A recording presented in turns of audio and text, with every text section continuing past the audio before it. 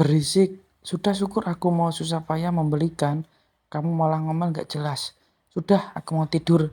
Ketus Aksa. Pria itu membanting tubuhnya ke atas ranjang, membelakangi sang istri yang tengah sibuk membongkar kantong belanjaannya. Ya ampun mas, apa saja yang mau beli? Ini ada jamu juga. Oh, so sweet banget sih kamu mas. Naura menoleh pada sang suami dengan penuh rasa haru. Tak disangka pria yang sedingin salju itu bisa perhatian juga pada dirinya.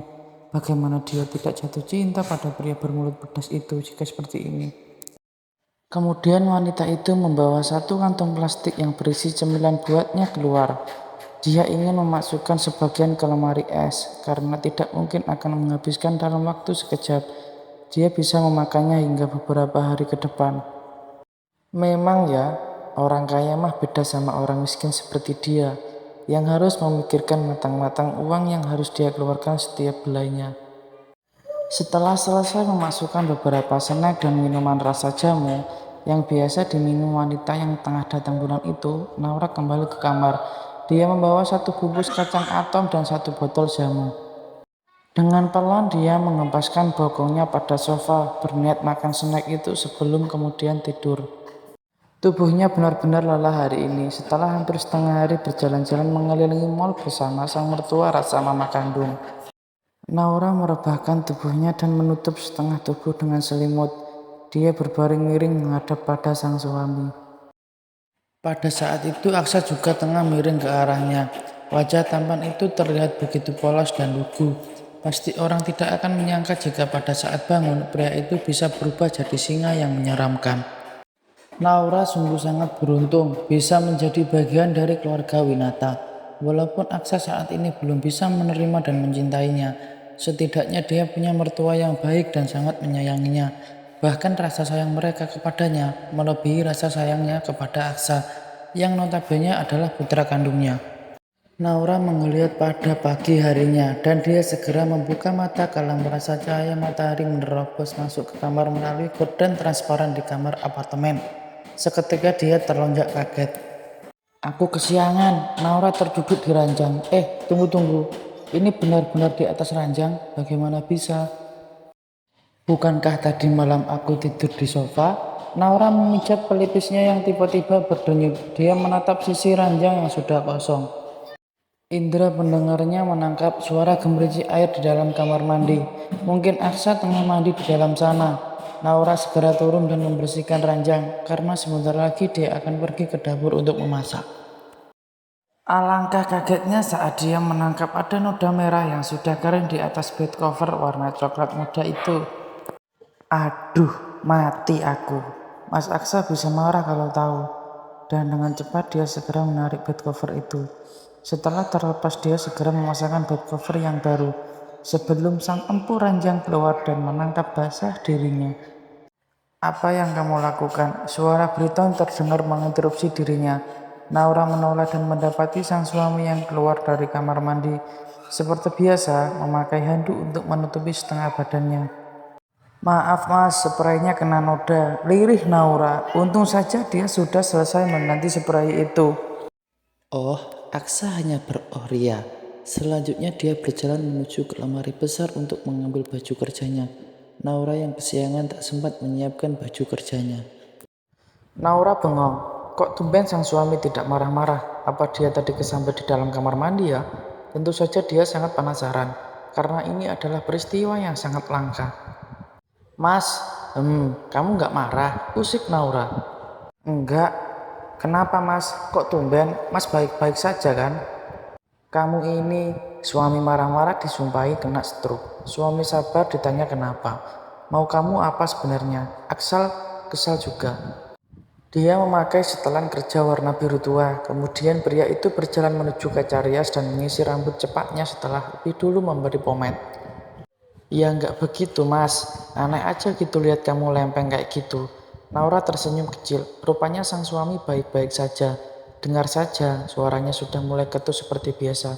Mas, aku kok bisa pindah tidur di ranjang? Apa mas yang pindahin aku? Memang aku kurang kerjaan hingga harus menggendong tubuh kamu ke ranjang. Siapa tahu kamu ngigau, tidur sambil jalan, yalah Aksa.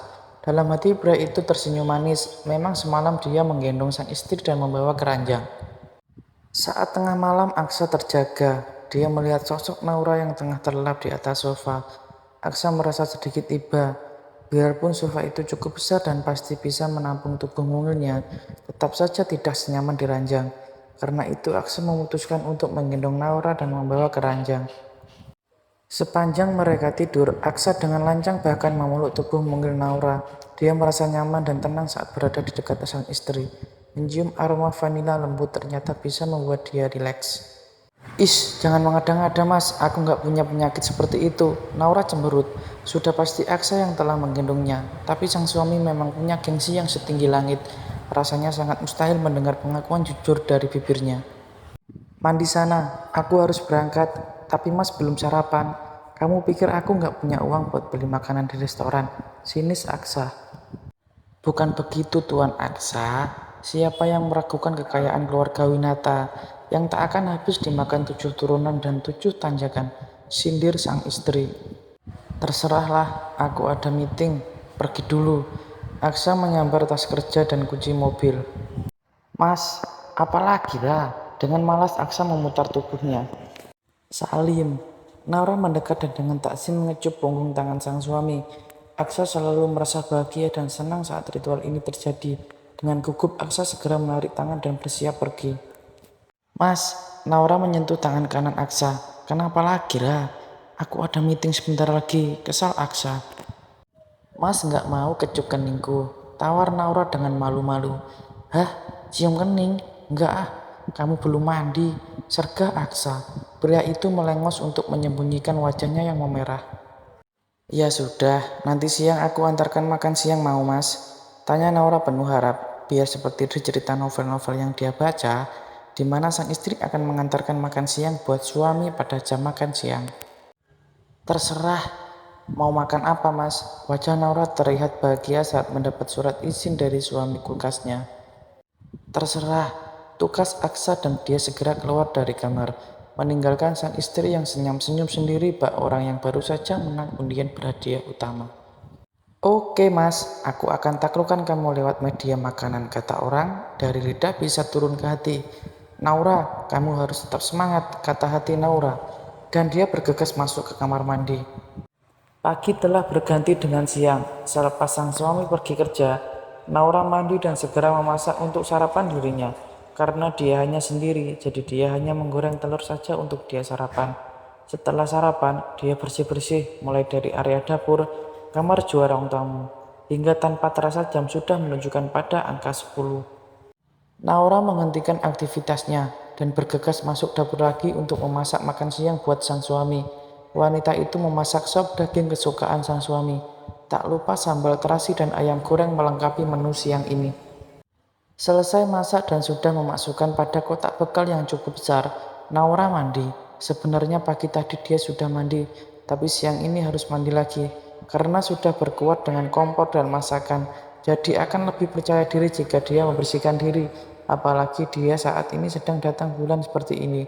Naura sering merasa gerah.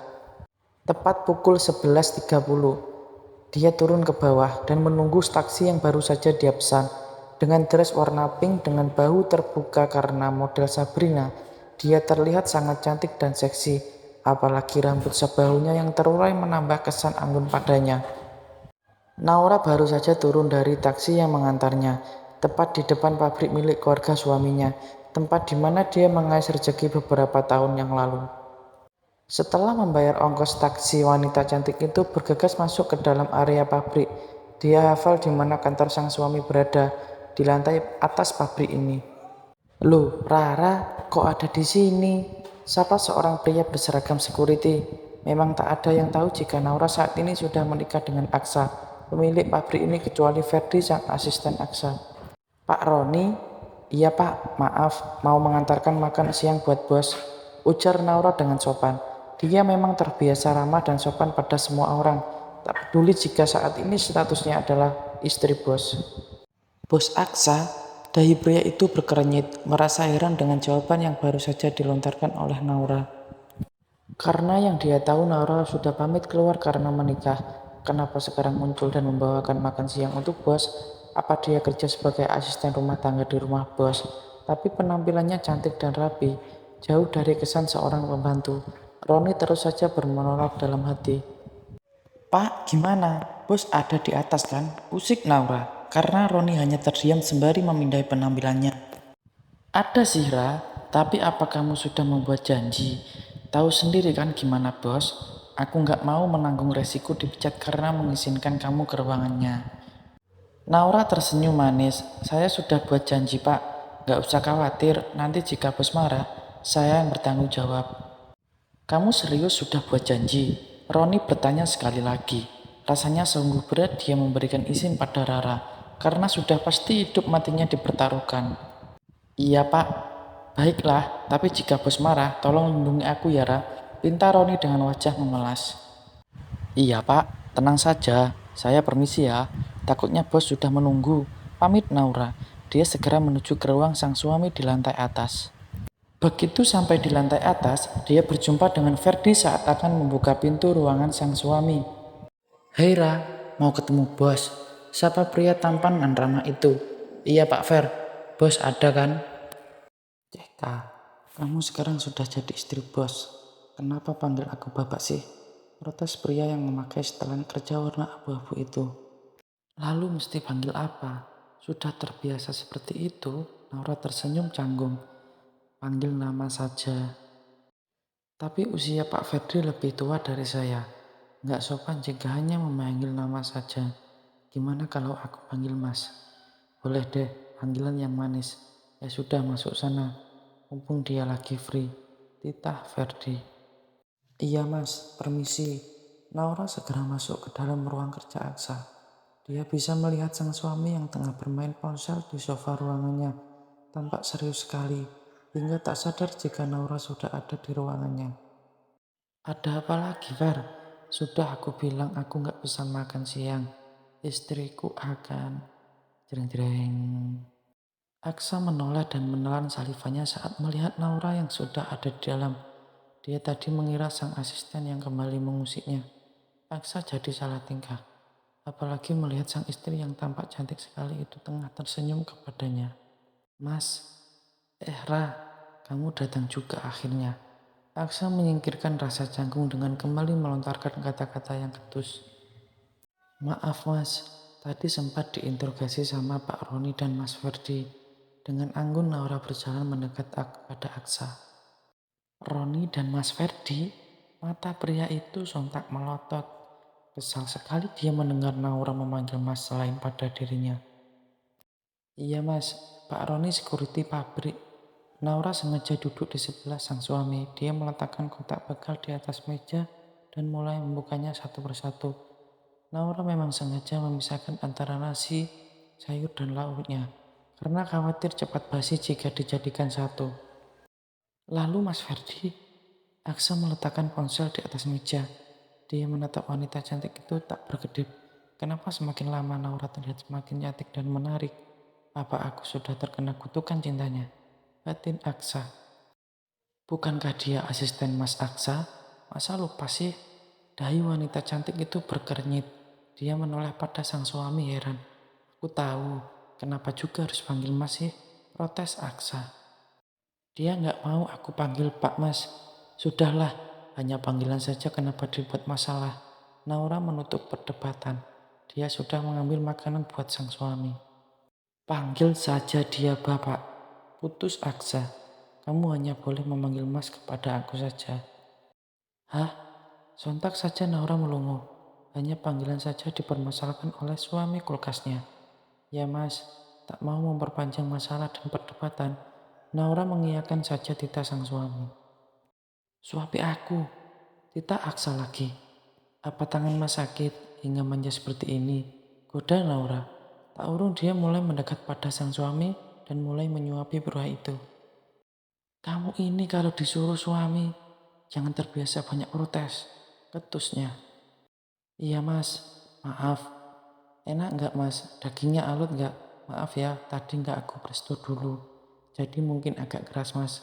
Ujar Naura sembari terus menyuapi makanan pada sang suami. Kamu kira aku sudah tua dan nggak punya gigi apa? hingga kamu meragukan kualitas gigitanku. Sergah Aksa. Jeka, bukan begitu mas. Tapi memang usia mas lebih tua dari aku kan. Aku masih 20 tahun, ibarat bunga itu baru mekar mas. Sedangkan mas sudah 30 tahun. Ibarat buah sudah matang mas. Celoteh Naura panjang lebar. Tak peduli jika suami tengah cemberut dan kesal. Terserah kamu Ra, yang penting aku masih bisa menggigit daging kamu. Ucap Aksa frontal.